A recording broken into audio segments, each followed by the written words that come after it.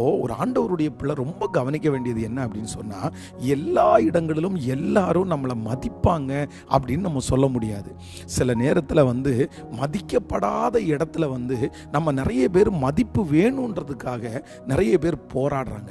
நீ என்னை மதிச்சே ஆகணும், நீ என்னை மதிக்கலைன்னா இந்த இடத்துல இருக்க முடியாது, நீ என்னை மதிக்கலைன்னா இங்கேருந்து ஓடி போயிரு அப்படின்றது மாதிரி நம்ம நிறைய இடத்துல நம்ம பிஹேவ் பண்ணுறோம். நம்முடைய பிள்ளைங்க நம்மளை மதிக்கலைன்னா, வேலை செய்கிற இடத்துல நம்மளை மதிக்கலைன்னா, ஒரு குறைஞ்ச ஒரு மனிதன் நம்மளை மதிக்கலைன்னா, நிறைய பேருக்கு ரொம்ப கோவம் என்னை மதிக்க வைக்கிறதுக்கு நான் ஏதாவது பண்ணணும் அப்படின்னு போராடுறாங்க.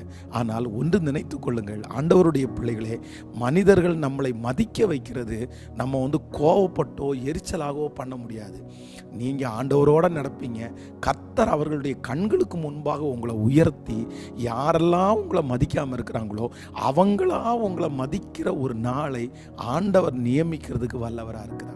அப்படித்தான் ஒரு ஆண்டவருடைய பிள்ளைகள் பிரயாசப்படுமே தவிர, நீங்கள் ஞானம் இல்லாமல் என்னை ஒருத்தர் மதிக்கலைன்றதுக்காக அந்த மதிக்காத மனுஷனை நான் மதிக்க வைக்க நீங்கள் போராடினாலும் பிரச்சனை பண்ணினாலும் உங்களுக்கு எதிராய் அந்த பிரச்சனை திரும்பிடும்.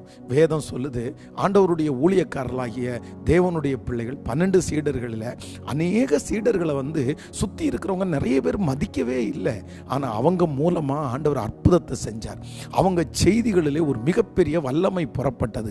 அதனால அவங்க பேசுகிற அந்த காரியத்தை பார்த்து அநேகம் பேர் ஆச்சரியப்பட்டார்கள் அப்படின்னு வேதம் சொல்லுது.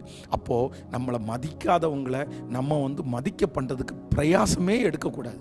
ஆண்டவராகிய இயேசு கிறிஸ்துவையும் அப்படிதான் நிறைய பேர் மதிக்காம தான் இருந்தாங்க. அதுக்காக என்ன நீ மதிக்கல, நான் எவ்வளோ பெரிய ஆள், நான் வானத்திலிருந்து இறங்கி வந்தேன், இப்போ அக்னியை அனுப்புனா, இப்போ தூதர்களை அனுப்புனா, உங்களை கர்த்தர் நினைச்சிருந்தா என்ன வேணாலும் பண்ணியிருக்கலாம். ஆனால் ஆண்டவர் எதையுமே செய்யலை.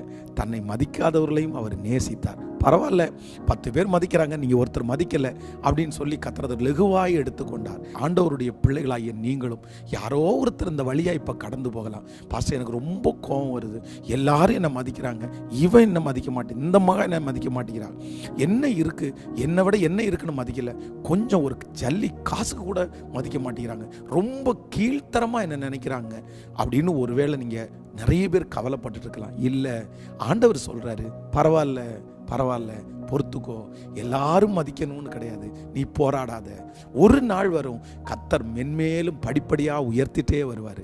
அன்றைக்கு உங்கள் சத்துருக்களும் உங்களோடு சிநேகிதர்களாய் மாறுவார்கள்.